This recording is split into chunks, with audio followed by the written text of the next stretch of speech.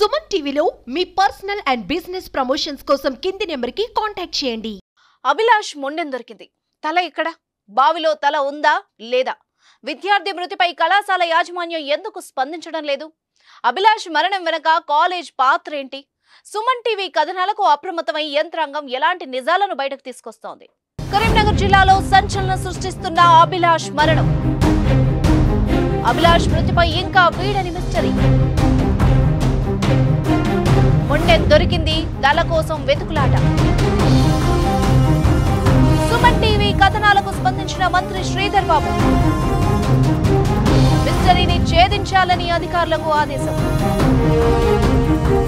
కరీంనగర్ జిల్లా తిమ్మాపూర్ వ్యవసాయ బావిలో శవమై కనిపించిన డిప్లొమా విద్యార్థి గంటి అభిలాష్ మృతిపై ఇంకా ఉత్కంఠ కొనసాగుతోంది. మార్చి 1న అదృశ్యమైన అభిలాష్ 27న వ్యవసాయ బావిలో శవమై తేలాడు. మొండెం మాత్రమే ఉండి తల దొరక్కపోవడం సంచలనంగా మారింది. సుమారు 7 రోజులుగా తల కోసం పోలీసులు వెతుకుతున్నారు. బావిలో నీరు తొలగిస్తే తల దొరికే అవకాశం ఉంటుందని భావించి మోటార్ల ద్వారా నీరు తొలగించినా ఇప్పటికీ ఆనవాళ్లు దొరక్కపోవడం మిస్టరీగా మారింది.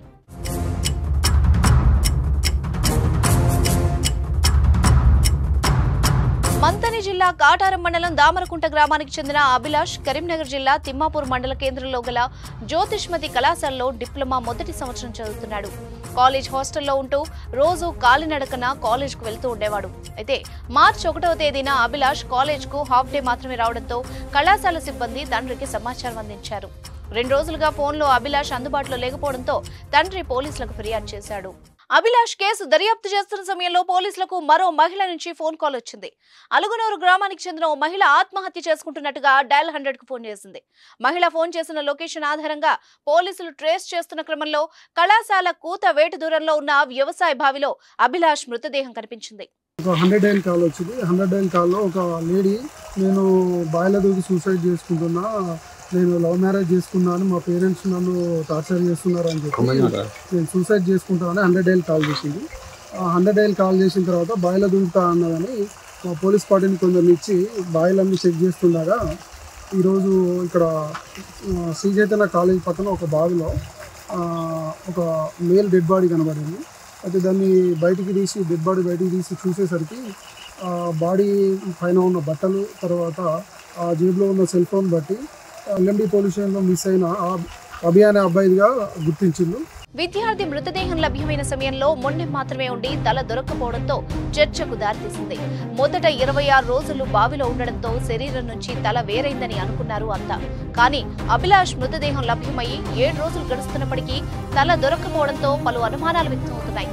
కాలేజ్ హాస్టల్లో ఉంటూ అదృశ్యమైన విద్యార్థి కనిపించకపోతే ఆ కాలేజ్ యాజమాన్యాన్దే బాధ్యత. కానీ ఇక్కడ జ్యోతిష్మతి కళాశాల మేనేజ్మెంట్ తీరు మాత్రం విభిన్నంగా ఉంది. అభిలాష్ మృతదేహం లభ్యమైన రోజు తన మృతికి కాలేజ్కు ఎలాంటి సంబంధం లేదంటూ కాలేజ్ యాజమాన్యం ప్రెస్ నోట్ రిలీజ్ చేయడం ఆశ్చర్యానికి గురిచేసింది. అభిలాష్ కుటుంబ సభ్యులతో ఇప్పటివరకు మాట్లాడకపోవడం, వారిని లోపలికి అనుమతించకపోవడంతో కుటుంబ సభ్యులు కాలేజ్ యాజమాన్యంపై అనుమానం వ్యక్తం చేస్తున్నారు. కాలేజ్ లోపలికి వాళ్ళని అనుమతించకపోవడంతో రోడ్డు మీద బైఠాయించి ధర్నాకు దిగిన పట్టించుకోకపోవడం విమర్శలకు తావిస్తోంది.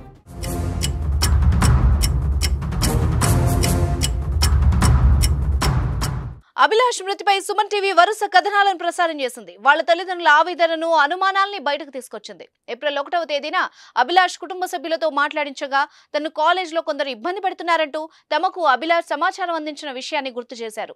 అభిలాష్ మృతికి 100% కాలేజ్ యాజమాన్యం నిర్లక్ష్యం ఒకటి.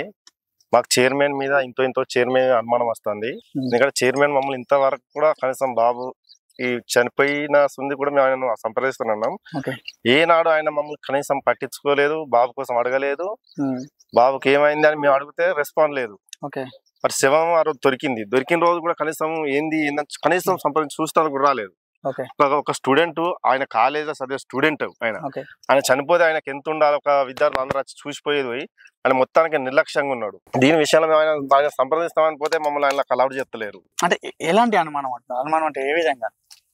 ఆయన ఏదో చేసి ఉంటాడనే బాగున్నది మాకు. అంటే గతంలో మీ అబ్బాయి ఎప్పుడైనా నాకు ప్రాబ్లం ఉంది బాబాయ్ అని చెప్పేసి ఎప్పుడైనా మీ కుటుంబ సభ్యులతో కానీ మీతో ఎప్పుడైనా మాట్లాడా మీతోనే? కొంచెం టార్చర్ పెడతారు అన్నట్టు మాట్లాడేది. ఇంట్లో ఉండా కొంచెం టార్చర్ పెడతారు అంటే ఈయనకంటే పెద్ద స్టూడెంట్స్ ఉంటారు, వాళ్ళ ద్వారా ఈయన కొంచెం బెదిరించుడు అట్లా. నేను ఇల్లు ఉండ బావా డాడీ. మీరు ఏం కోరుకుంటున్నారు ఫైనల్ గా? మా అబ్బాయికి న్యాయం జరగాలని కోరుకుంటాను. తమ కుమారుడి మరణానికి కాలేజ్ యాజమాన్యంతో సంబంధం ఉందని తల్లిదండ్రులు ఆరోపిస్తున్నారు. కాలేజ్ చైర్మన్ పై తమకు అనుమానం ఉందని, న్యాయం చేయాలంటూ సుమన్ టీవీ ముందు తమ గోడును వెళ్లబోసుకున్నారు. కాలేజ్ చైర్మన్ కు డబ్బు పలుకుబడి ఉండడంతో ఎవరూ ఈ విషయాన్ని పెద్దగా పట్టించుకోవడం లేదంటూ వాపోయారు. సుమన్ టీవీతో అభిలాష్ కుటుంబ సభ్యులు మాట్లాడిన వీడియో వైరల్ కావడంతో మంత్రి శ్రీధర్ బాబు స్పందించారు. బాధిత కుటుంబంతో మాట్లాడి వివరాలు తెలుసుకున్న మంత్రి విచారణ త్వరగా చేపట్టాలని అధికారులకు ఆదేశాలు జారీ చేశారు. మంత్రి ఆదేశాలతో అధికార యంత్రాంగం స్పీడ్ పెంచింది. అభిలాష్ ది హత్య ఆత్మహత్య అనేది ఇప్పుడు ఉత్కంఠ రేపుతోంది. ఆత్మహత్య అనుకుంటే తల ఎందుకు వేరైంది అనేదే ఇప్పుడు సంచలనంగా మారింది.